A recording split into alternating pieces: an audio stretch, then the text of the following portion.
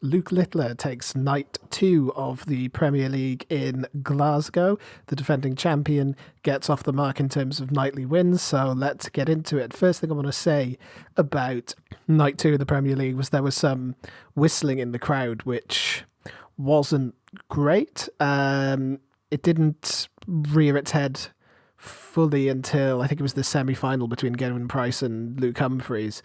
There were a few whistles here and there beforehand, but then someone whistled at Gerwyn Price while he was throwing his darts. He took a second, hit a 180, turned back to the crowd and whistled back at them, which was a nice way to take it from Gezi. But then in the final, it really became a problem. The referee had to tell the crowd 2 or 3 times through the course of the final to stop whistling, and yeah, not great. So if any of you are out at the darts, don't whistle. Don't whistle at the players. It's not funny. It's not cool. It's not edgy. You're just ruining it for everyone else in attendance, the players up there who are literally playing for their livelihoods. Let them do their job. All right, cheer, boo, whatever you want. Don't whistle at them. Don't try and put them off. Anyway, let's get into it. The first quarter-final was Rob Cross versus Luke Littler, and Rob Cross was excellent until he wasn't. He went 5-1 up, and then Littler reeled off 5 straight legs to win. I mean, for the first 6 legs of the match, Cross barely gave Littler a sniff. He broke in leg 3 with 128 on the bull. He went for it again in leg 4, same way. Littler couldn't, he missed it. Littler couldn't punish him, but yeah, just power scoring and excellent finishing from Rob Cross. But then he just started to wilt a bit, both in scoring and finishing. And, once Luke Littler started winning those legs, it was over. Cross missed 2 at double 18 in the 10th leg, which would have had him win 6-4. And that was where it was lost. Once he lost that leg, it was all over. And Luke Littler storming through Michael Van Gerwen. He destroyed Stephen Bunting 6-1. The Bunting just wasn't at the races today. He had an off day. It happens to everyone on the tour. He had a good chance in the 3rd leg, which would have put him 2-1 up. He missed, which would have brought it back to 2-1. But he missed tops twice, missed double 10. Michael Van Gerwen just punishes him, and he just kept going. Left Bunting on tops at one point and took out his doubles. 122 finish in the 5th leg. I mean, he was surgical, Michael Van Gerwen. He was really good. He just didn't give Stephen Bunting a chance at all. Cruised his way into the semi-finals. Gerwyn Price beat Nathan Aspinall 6-4 in their quarter-final, sorry. Aspinall took out 112 finish in the first leg to break. Gerwyn Price breaks straight back, 13 darts, hits the 120 Shanghai finish. Missed tops in leg 4. He's getting a bit better on tops, is Gerwyn Price, but still not, as automatic as it used to be for him. That missed a chance for a break. It didn't matter ultimately in the end, but another case of Price leaving chances going begging. Breaks a throw going back and forth through this one, but Price held his nerve, took out the last 2 legs, and yeah, they're good to see after winning on the Pro Tour. Gerwyn Price won Players' Championship 2 on Tuesday, I believe that was. On Monday, it was... Oh, God, who won it on Monday? Was it Rob Cross? Might have been... I think it was Rob Cross. He beat Joe Cullen in the final. Yeah. Anyway, Chris Dobey, Luke Humphreys, and Humphreys wins 6-4. Chris Dobey played really well here. Chris Dobey played a really nice game of darts, but Luke Humphreys was just better because he is just Luke Humphreys. He's the world number 1 for a reason.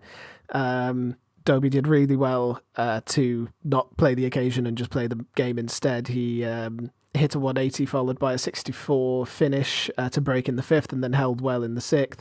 But Luke Humphreys just answers with an 11 darter and takes out his finish after Dobey puts on the pressure with a 180. He won 3 straight legs to close it out, and Wayne Mardle on commentary gave us a lovely little line of Luke Humphreys. He's so difficult to beat because he's just really good at darts. Also really good at darts, Luke Littler. He raced through his semi-final with Michael Van Gerwen, beat him 6-2. Last week, when they met, Van Gerwen won in the last leg decider. He had the darts, which paid off for him. It was 5-5 and Van Gerwen through in the final deciding leg. Littler just broke immediately this time, took that away from him and just didn't give Van Gerwen a chance. Went 5-1 up. Van Gerwen pulls one back late, but it didn't matter. Luke Littler was just excellent in that semi-final. Talk a bit more about him in a minute. Gerwyn Price, Luke Humphries. I mentioned the whistling in this one, and Price gave it to the crowd a bit after that, and he played a good game here. It's good to see Price getting back to form after going out disappointingly and having a few not great performances in the World Championship, not a great performance at the Masters, and of course he lost his semi-final last week as well, but wins the Players' Championship and now into the semi-final here. He did play well, and he was 4-2 up. He was 4-2 up on Humphries, but Humphries just won 4 straight legs, and Humphries was 4-2 down against Chris Dobey as well, and just came back, got in his zone and just played like he can. There were some great 10+ finishes here. Gezi hit a 110 in the first leg to break. Humphries breaks back with a 134. And I think there was a 110 again for Price. Humphries took out 105 for a break of throw. He hit a couple of double finishes, Luke Humphries. He took out the 134 he took out with 2 tops, and he took out a 79 with 2 double 18s. And yeah, once Luke Humphries got into his groove, Price couldn't keep up, and it looked like Humphries was well in with a chance to make it 2 nightly wins from 2, and he played really well against Luke Littler as well in the final, but Littler wins at 6-5.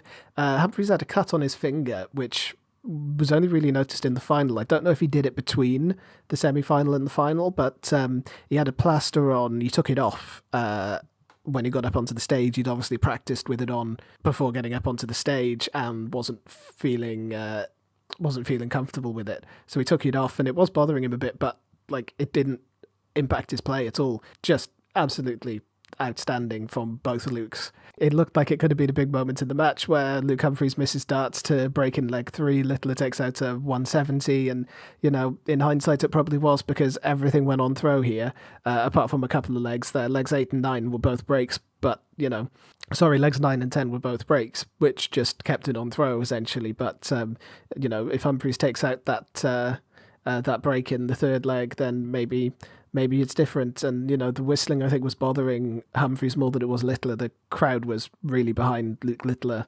all night, but I don't know if there was any whistling that affected Rob Cross. It didn't sound like it to me, but obviously what comes through on the television is different to what comes through in the actual arena, so we'll have to wonder about that, because Cross was rolling and then just seemed to lose all confidence. But I think this is how it's going to be again all year, is Humphries and Littler.